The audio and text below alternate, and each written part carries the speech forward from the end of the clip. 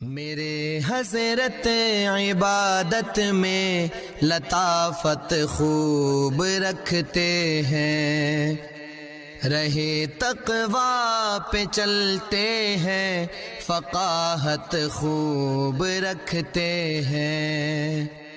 وہ بحر معرفت کے بحر الفت کے شناور ہیں۔ وعلى رسوله الكريم من يومنا هذا إلى يوم الدين. أما بعد فأعوذ بالله من الشيطان الرجيم. بسم الله الرحمن الرحيم. وثمود فما أبقى. گزشتہ درس میں آپ نے سنا وَأَنَّهُ أَهْلَكَ عَادًا الْأُولَى، بے شک اس نے ہلاک کیا، تباہ و برباد کیا عاد الاولا، عاد کو اور عاد اولا کو، ان کی تباہی ہوئی۔ اب فرمایا وثمود، قوم ثمود کو ہلاک کیا، اور فما ابقا، نہیں رہا ان سے کوئی باقی نہیں رہا۔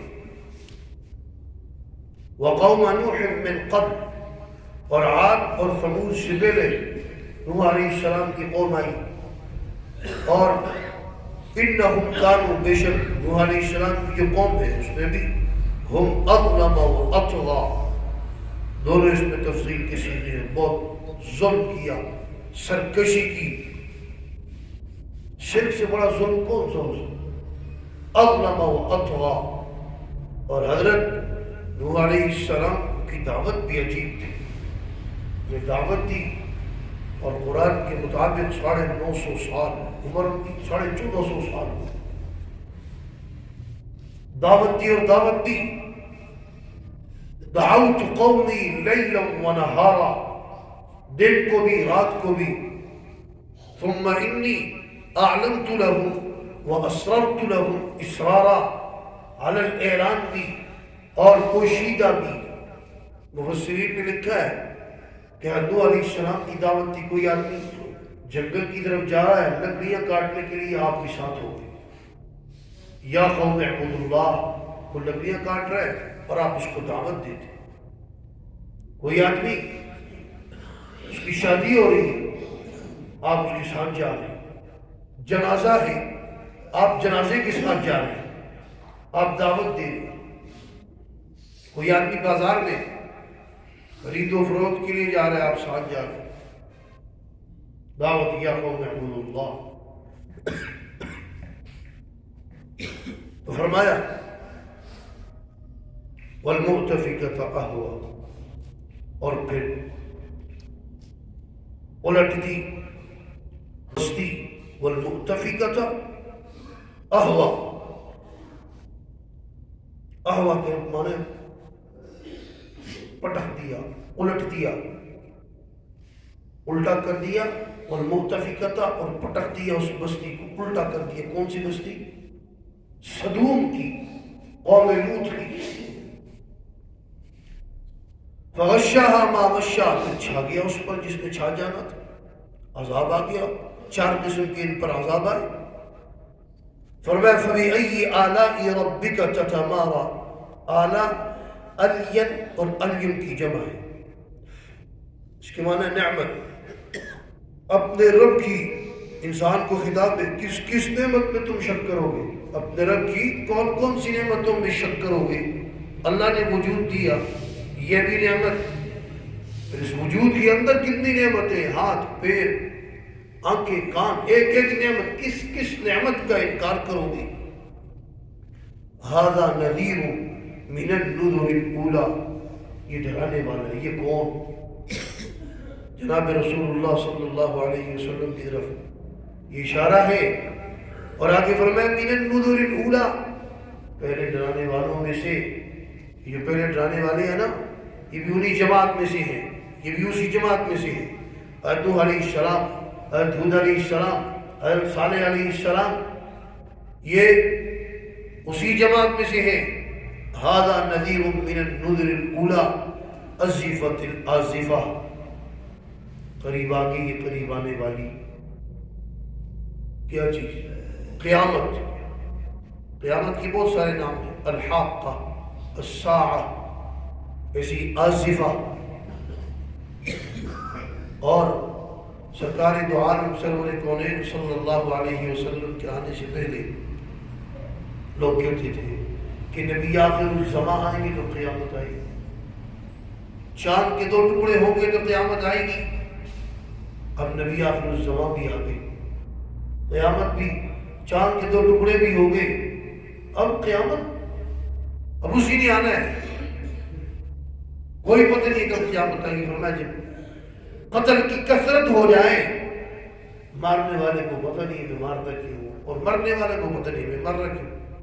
آج یہ حادثاتی دور ہے، کوئی چلا جائے گھر سے باہر صحیح سلامت واپس آ جائے، شام کو اس کو 2 رکعت نماز نفل پڑھنی چاہیے، کوئی پتہ نہیں، حادثاتی دور ہے۔ فرمایا ایک کے 2 ٹکڑے ہوں گے تو قیامت آئے گی۔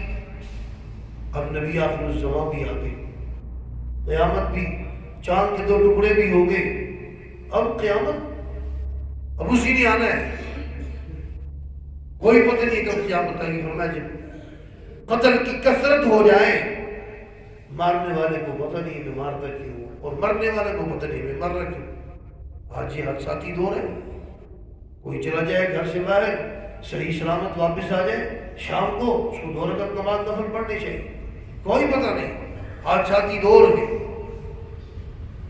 فرمایا ایک علامت تو یہ بے حیائی کی کثرت ہوگی، آج دیکھ لیں بے حیائی اپنے عروج پر ہے، تو قیامت کی علامات تقریباً مکمل ہیں، بڑی بڑی نشانیاں باقی ہیں۔ تو فرمایا ھذا نذیر من النذر الاولى آصفۃ الآصفہ لیس لها من دون اللہ کاشفہ، نہیں اللہ کے سوا اس کو کوئی کھولنے والا۔ افمن ھذا الحدیث تعجبون، بس کیا تم اس بات سے تعجب کرتے ہو کہ قیامت آئے گی؟ تمہیں تعجب ہے اس بات میں؟ وتضحکون، اور ہنستے ہو، ولا تبکون، اور روتے نہیں ہو، وانتم سامدون، سامدون ای غافلون، متکبرون، منکرون، سارے ترجمے کیے مفسرین۔ سامدون کا معنی غافلون بھی کیا ہے، سامدون کا معنی متکبرون بھی کیا ہے، سامدون کا معنی منکرون بھی کیا ہے۔ وانتم سامدون، انتم غافلون، تم غفلت میں پڑے ہوئے ہو، تم تکبر کرتے ہو، متکبرون، انتم منکرون، تم انکار کرتے ہو، ہنستے اور روتے نہیں ہو، تم تکبر میں، غفلت میں پڑے ہوئے ہو۔ فاسجدوا للہ، اللہ ہی کے لیے سجدہ کرو، واعبدوا، اور اسی کی عبادت کرو، سجدہ بھی اللہ کو اور عبادت بھی اللہ ہی کی۔ یہ آیت سجدہ ہے، سننے والے مرد ہو یا عورت سب پر آیت سجدہ واجب ہو گئی، اور عین طلوع، عین غروب اور عین زوال کے وقت نہیں کر سکتے، بقیہ سجدہ تلاوت واجب ہے۔ اس کو فجر کی نماز کے بعد بھی کر سکتے ہیں، عصر کی نماز کے بعد بھی کر سکتے ہیں۔ فجر یا عصر کی نماز کے بعد نوافل نہیں پڑھ سکتے، فجر کی نماز کے بعد تو کوئی نماز نہیں پڑھ سکتے، فضا نماز پڑھ سکتے ہیں۔ یہ سجدے تلاوتی واجب یہ کر سکتے ہیں۔ تو بہرحال اس کے لیے وہی شرائط ہے، کا پاک ہونا، کپڑے کا پاک ہونا، بس دل میں نیت ہے، اور اس کے لیے نہ کوئی رفع یدین ہے، ہاتھ بھی نہیں اٹھانے، صرف تکبیر کہتے ہوئے سجدے میں چلا جائے، اللہ اکبر، 3 تسبیحات، 5 تسبیحات، 7 تسبیحات، اللہ نے جتنی توفیق دی وہ کہے، اور واپس سیدھا کھڑا ہو جائے۔ اور یہ واجب ہے، جس نے نہ کیا اس کے ذمہ یہ قرض ہے۔ قرآن کریم پڑھتے ہوئے جتنے سجدے، کسی نے اگر یہ سجدہ نہیں کیا تو یہ اس کے ذمہ لازم ہے، یہ واجب ہے۔ اللہ تبارک و تعالی ہمیں قرآن و سنت کی تعلیمات سمجھ کر اس پر عمل کی توفیق عطا فرمائے۔ وآخر دعوانا الحمد للہ رب العالمین۔ تبارك الذي نزل الفرقان على عبده ليكون للعالمين نذيرا